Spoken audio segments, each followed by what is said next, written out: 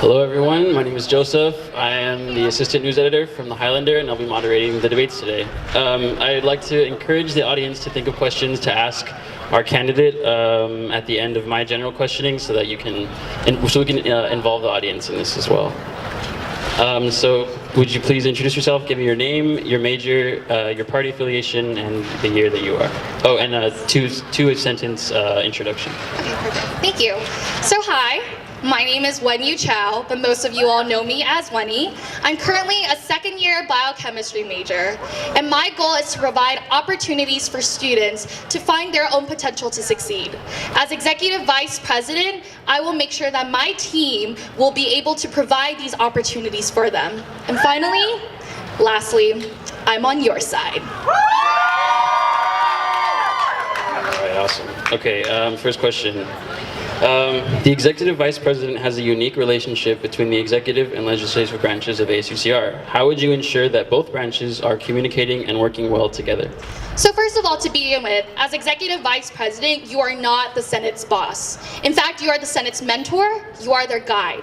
And definitely, I serve them in order for them to serve you all. So as Executive Vice President, a big thing would be Senate accountability. For me, it would be reaching out to them, making sure they're on top of their academics, making sure that they are doing their duties provided for them, but also going out and beyond and outreaching to the students at large. Because at the end of the day, it shouldn't be students coming up to us, but it should be us going out to the students, and that's what's the most important thing. Thank you. All right. Next question. The Executive Vice President has the power to make any vote a closed ballot vote. Under what circumstances should ASUCR hold closed ballot votes? How can ASUCR maintain transparency to the public in such cases?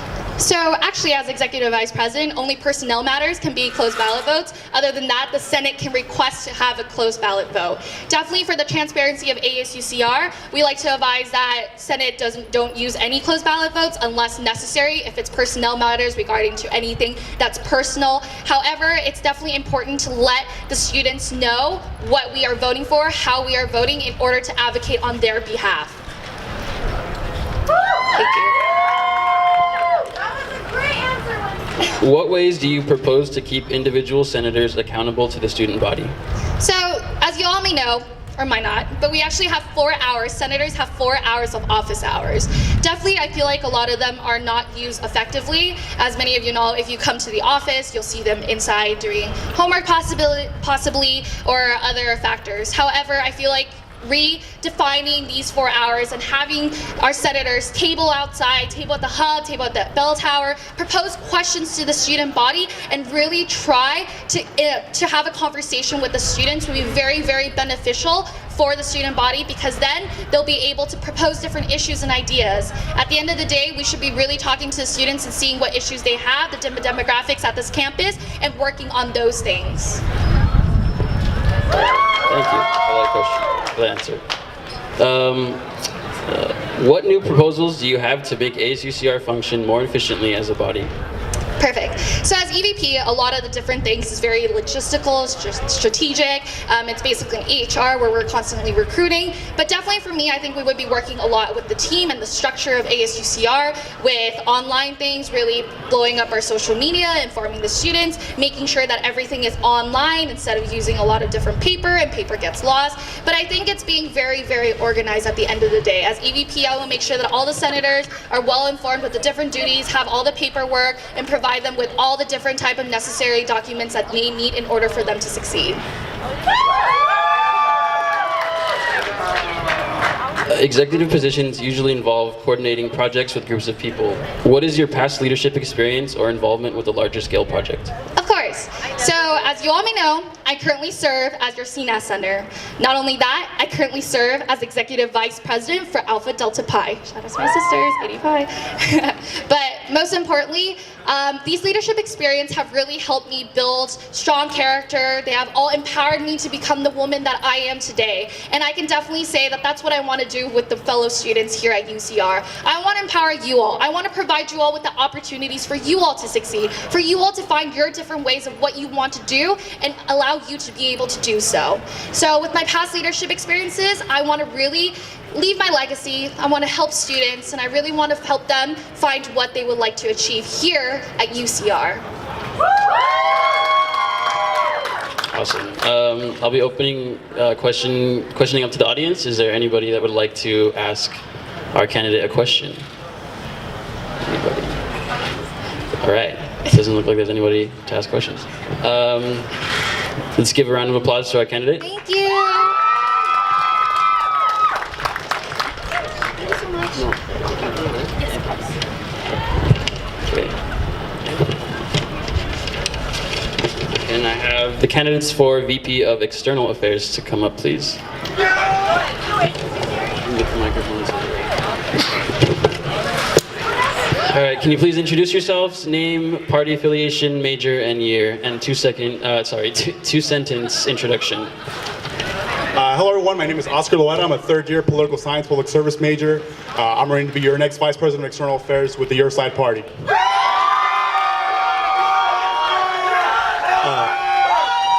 My name is Armand Izzetti. I'm a third-year sociology and psychology major, and I'm running for Vice President of External Affairs with the Orange Party. First question. According to UC President Napolitano's agreement, the tuition freezes will expire during the 2017-2018 school year. What would you do, despite this possibility being enacted after your tenure, to ensure that future students are protected from increases in tuition? So currently, UCR's actions and their protests are probably one of the weakest in the UC. UC Berkeley, UC Santa Barbara, UCLA, they have really strong actions, and that's why they're able to get their voices heard in regards to these issues. In UCR, because of the commuter climate, our protests are relatively weak.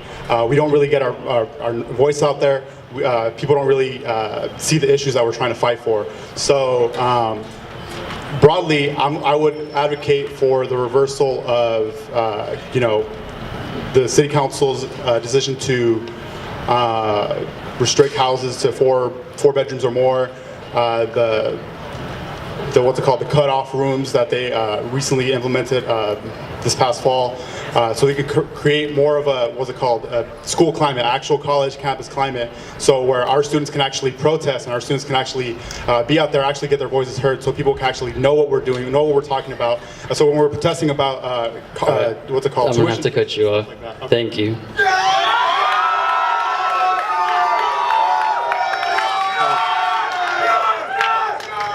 So I was personally part of efforts to organize about more protests than I can count last year. I think we actually had a good turnout. I would agree with Oscar that sometimes we don't have as many protests as we should, but when we do have protests, UCR students go pretty hard. I know that from last year, because we had protests against the tuition hikes, that I was part of the main Highlander Action Committee that was organizing these. What we did was we brought about 200 or 150, 200 students out to the bell tower, and then we marched to the chancellor's office and we occupied it for 9 hours. I think this was extremely effective. Yes, campuses across the entire UC system definitely did that, and but we understand the results of this, because right after that, just a few months after that, they said that they were going to raise tuition just months after protests happened across the entire UC system. They said, oh, actually, we're suspending it. If you ask me, the main reason was because of the diligent efforts of students across the entire system to protest against us. So I've been part of plenty of efforts to do that in the past. We actually had a Million Student March here, which I was also part of the main efforts to organize. And I would definitely cut you off there. Okay. Thank you for that. I'll continue that if I'm VP.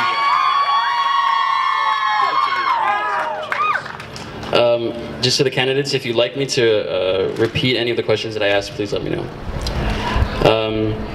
According to the bylaws, the VP of External Affairs must submit budgetary changes to the Finance Committee each spring quarter. If elected, what exchanges to the External Affairs budget would you like to see? Well, one of the things I think that was somewhat beneficial was giving some money to conferences to make sure that a lot of students were attending these.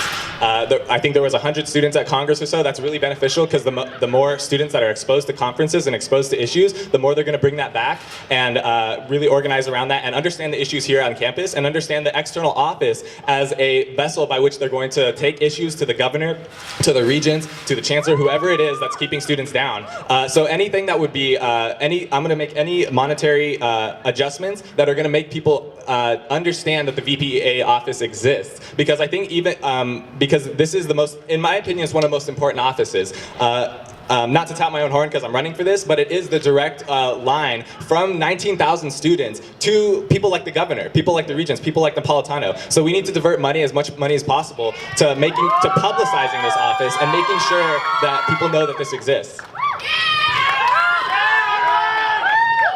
Well, I definitely agree. Conferences and all that stuff are really important to get students to really learn about these issues and fight for these issues.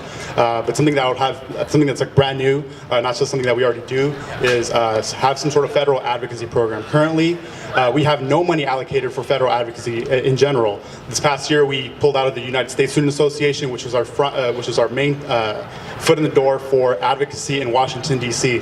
So in terms of allocating money, I would reallocate money toward a new federal advocacy program in Washington, D.C. so people can actually know what the issues are in UC Riverside throughout the country. Thank you.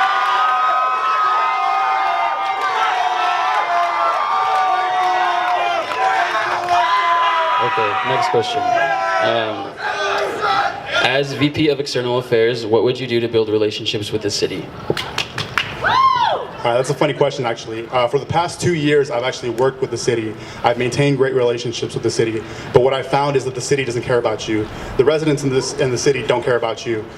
They continue to push these draconian pieces of legislation that restrict housing, like I told you all, restrict the number of rooms that you're supposed to have, give you these $1,200 fines just for noise complaints. Yeah, exactly, shame. So instead of continuing this history of pandering to the city council and just being nice to them, I think we need to start being aggressive. I think we need to start going down to city council, organizing hundreds of students, not just like 20 students like we did 2 years ago. Our previous externals haven't done pretty much anything in the past 5 years in regards to the city. So what I'll do is start an aggressive campaign against the city. I will push to stop investing in the UCR or Riverside businesses because that's all they want. They only want your business.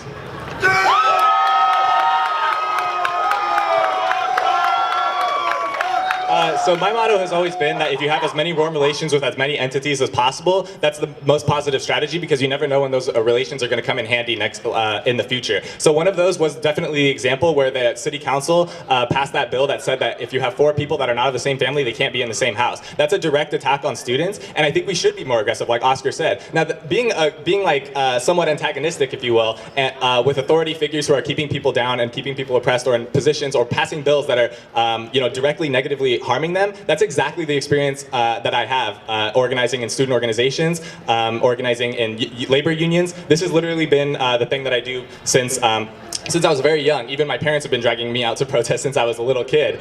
So this is exactly the kind of experience I have, and that's the strategy I want to adopt. I think the experience we had with the chancellor and with the regents, with protesting them, when they directly acknowledge our demands, when we say tuition is high and then we go protest it, that's exactly what gets them out. That's exactly what gets them to understand that we have an issue and that gets them to change it ultimately. So yeah, we should definitely be, adopt a more aggressive strategy like Oscar said. But that's exactly what I've been doing for the past 3 years here at UCR and even before that.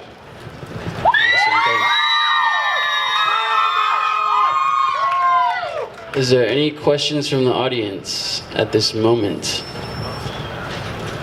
Seeing none. Thank you for your answers, candidates.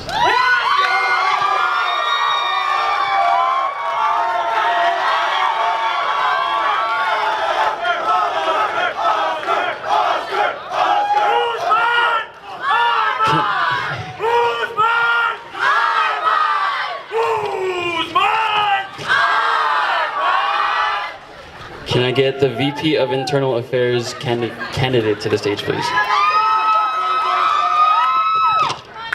All right, can you give me your name, party affiliation, major, and year, and 2-sentence introduction? Hello, everyone. My name is Dalshawn Bosun. I am a business finance, political science double major. And not only am I a qualified candidate for this position, I am the only qualified candidate for this position, and I'm running with the most qualified party, the Your Side Party, and I will be your next Vice President of Campus Internal Affairs. Hi, my name is Shagufa Salahi, and I'm a second-year political science major, and I'm running with the Orange Party to become your next Vice President of Campus Internal Affairs. I've had experience in the Vice President of Campus Internal Affairs office before, but I have the new perspective from outside of the ASUCR office to see the problems that we have and to actually make a change. All right, first question. The Vice President of Internal Affairs has been responsible for overseeing such events as the Food Truck Festival. What new event, if any, would you like to bring to campus? Thank you so much for this for that question. This is a perfect question because as a senator this year, I've already brought forth innovative projects such as the Beyond Our Margins conference that will take place this quarter, April 30th. This conference aims to dispel stereotypes about marginalized communities, to foster campus solidarity between communities on our campus, and to advocate social justice for communities that have experienced injustices in the past. So not only will I bring more projects as the Vice President of Internal Affairs, but I've already done so as a senator.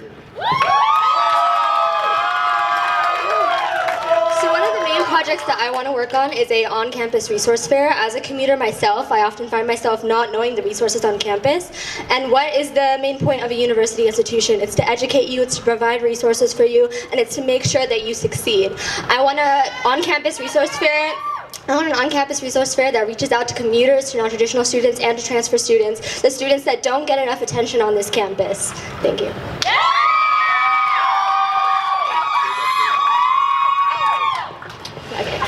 The Vice President of Internal Affairs also hires the chair of the Academic Affairs Committee. If elected, what qualifications are you looking for this position? In terms of qualifications for this position, I would like someone who is very invested in the academic well-being of all of our students on campus. I want someone who understands that there is so much diversity in this UC campus, and there's so much that we need to take into account when thinking about our students. They are going through a lot of different things, and so they need different resources and different opportunities, and academic affairs intern or chair needs to be able to take into account all of the different places that UCR students are coming from and be able to target and effectively help those different students. Thank you. Very well said, Shagufa. When it comes to qualifications for this position, I'm looking for someone who understands the student struggle, someone who understands that a student should not have to decide between purchasing a textbook and paying their rent. Last year, our academic affairs director, Angelica Tan, who was currently running for the outreach director position, implemented a book exchange program. This year, if you look around at our posters, one of the issues on our posters is academic expenses. We have tangible solutions to provide for these issues on campus, and when interviewing anyone for this position, I'm looking for someone who can bring more tangible solutions to mitigate academic expenses, any additional academic expenses that students incur. Thank you.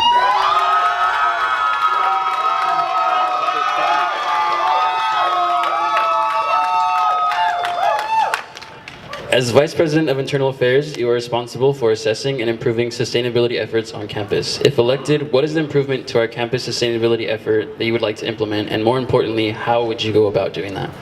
To be perfectly honest, I'm not the most educated individual on sustainability issues. However, I do have a team full of educated individuals on this issue, and I will consult with them to become more educated, to bring tangible solutions to this campus. I'm not up here to give false and empty promises. If I'm not educated on the issue, I will go to the people who are to bring tangible progress and change to this university. Thank you.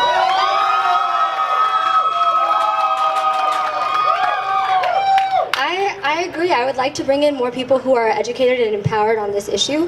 But I know what's going on in GCAP myself. GCAP has been doing a lot of things in terms of their greenhouse, and so they have a new solar-powered glass greenhouse. And so I think it's important to realize that GCAP has a ton of money that goes unspent because students don't know about the resources available in GCAP. There's a ton of money to be spent on projects, sustainability projects, and I feel like we should empower our students on campus, our CNAS students, our CHAS students, who have ideas about these things to work on these projects so that ASUCR can make them come to life. This is a great opportunity to not only improve their academic experience because they're actually working on sustainability projects, but it's a great way to benefit our campus. Thanks. What is the biggest problem students face today, and what would you do to fix it? The biggest Wow. I feel like there's a lot of different issues that students face on campus today, but I think the main problems that students face is like the accessibility to their resources. I feel like textbooks are way too expensive, and it's unnecessary for students to be prioritizing textbooks and their education over their mental, physical, and like well-being and eating. And I feel that accessibility to resources like the food pantry has really alleviated that and made that better. And so the projects like that inspire me to create new avenues for student success. Thanks.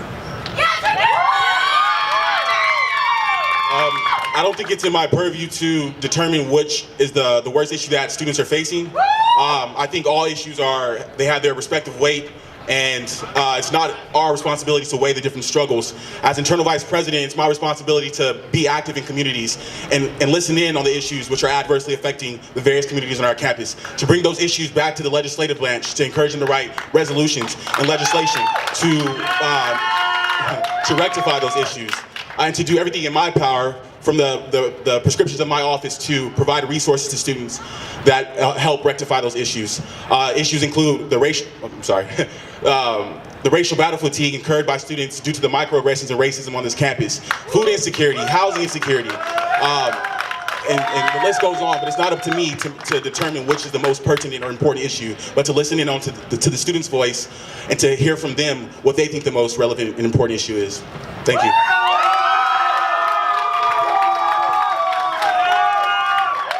All right, this is the last question. Executive positions usually involve coordinating projects with groups of people. What is your past leadership experience or involvement with a larger scale project? So as I mentioned before, this year I've implemented and founded the conference Beyond Our Margins. I've been working on this project all year long. I've been actively in other communities, reaching out to leaders from those communities to get them on board with this conference. And prior to any experience in ASUCR, my senior year in high school, I was a senior class president. So I have a substantial amount of leadership in organizing a team and making sure that projects come to life. Can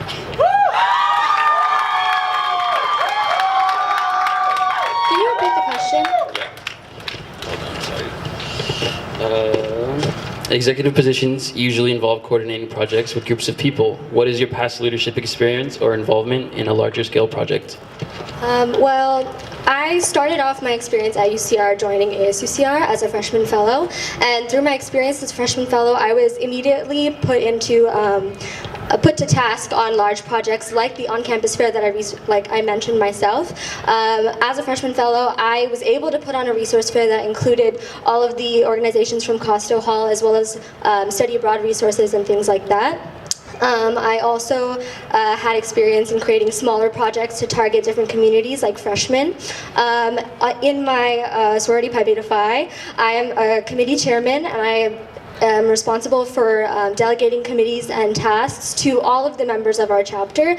And through my involvement as a board member in SAF, I helped put together many cultural projects on campus to address the issues that South Asian students face all across the UC. Thank you. I will be taking questions from the audience now. Any question that's burning in your head right now that you'd like to ask our candidates at all? All right, we see one. Can I get your name and your major? Here you go. My name is Shamie Cole. I'm a sociology major and political science major. The position of VP has been held time and time again. How do you personally plan on redefining the position? Great question, Shamie. As I mentioned before, ASUCR often operates as some type of alienated entity that has its own agenda.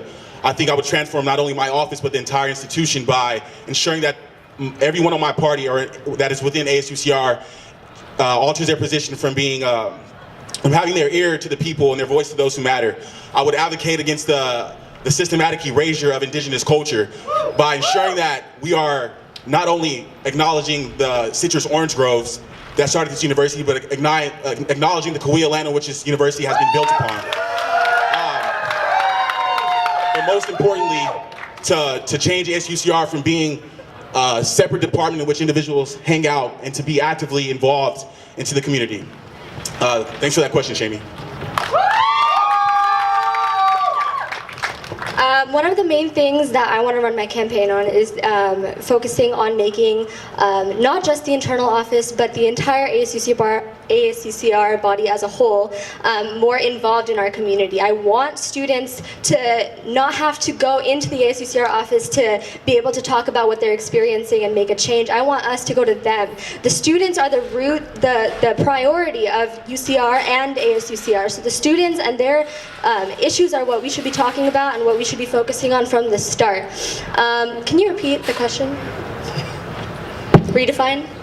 Yeah, how do you plan on redefining I plan to redefine the position by making sure that the Vice President of Campus Internal Affairs Office is a direct reflection of the issues that the UCR student body is facing. If the UCR student body is particularly advocating for an issue like the cost of our textbooks or like the fact that the line for our advisors is too long, mental health advising is very inaccessible, then the Vice President of Campus Internal Affairs Office should be the first one to take on that opportunity and make a change. Any other questions from the audience? All right. We'll get this one over here. Alright, so my name's Fernando Echeverria. I'm a fourth-year theater and political science double major. I was the former VP CIA. So my question for you two is, seeing as the campus is growing and the more undergraduate students are being taken in and more faculty are also being taken in, and that's part of Chancellor Wilcox's 2020 plan. How do you foresee kind of dealing with issues of capacity and accessibility, especially for resources like classrooms, tutoring, and those types of issues? That is a great question. It's true that our campus is growing and our student body is growing. But the main problem that this poses on students that are already here is the lack of resources. Parking is already an incredible difficulty for anyone who has to park in Lot 30. As well as the fact that we have to move some of our classes to the UV because we do not have enough lecture hall space here. In terms of that, I would like the VP CIA office to make sure that we are talking to administration and addressing these concerns. In terms of parking, I want to lower the parking pass costs and make more lots available to UCR students. And in terms of space for our classes, I want to make sure that we have more resources and more space on campus. We should not have to be walking to a movie theater across the street in order to get to our classes. Thank you. Thank you much for that question, Fernando. This is already something that the Your Side Party has begun doing this year. We recognize that there will be new demands, and we've devised solutions to meet those demands. One such thing was the citation-free parking that we implemented last quarter, which ensured that students will not receive tickets while taking their finals. Another solution that Your Side has brought to this campus is the bike share program, which as the campus is growing, and because there is not room to accommodate all the students, there will now be bikes located at central locations on the campus from which a student can get a bike and go to a classroom that may be at the UV. So we've already developed solutions to these issues, and best believe that we will continue to do so. Another thing that the internal vice president can do in order to rectify these issues is to ensure that the student's voice is in on the conversations that are deciding what this university is doing. Administration should not be the sole determinants of how this university is moving forward without taking student input. And that's what I would plan to do. That's what I would do in order to rectify such an issue. Thank you, Fernando. Do we have time for more audience questions? Yeah? Is there any more audience questions? Okay. Okay.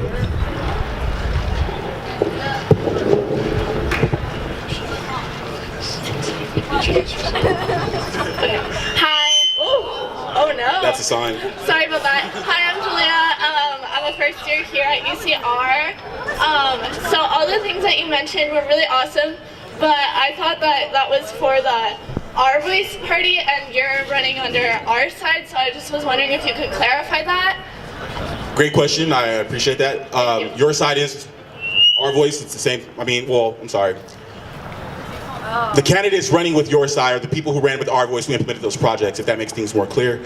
Sorry for that miscommunication, but the individuals who began these initiatives, the bike share program, the free citation parking, are the individuals who ran with our voice last year, who are also individuals who are running with your side this year.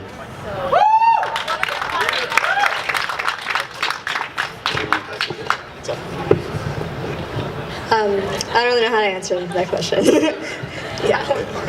That's fine. Okay.